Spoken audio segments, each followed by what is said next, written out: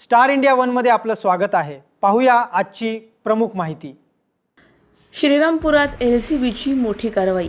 कत्तलीसाठी जाणाऱ्या गोवंशीय जनावरांची सुटका।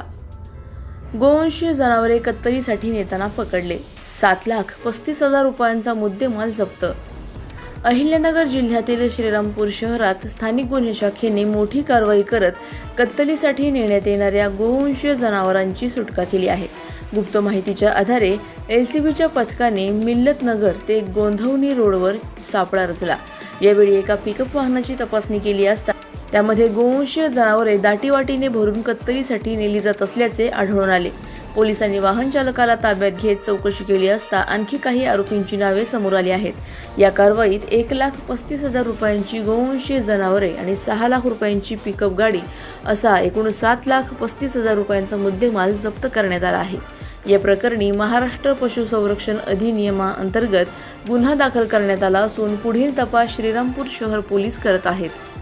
प्रतिनिधी जाकीर शेख, अहिल्यानगर। आमच्या YouTube चॅनलला नक्की सबस्क्राइब करा।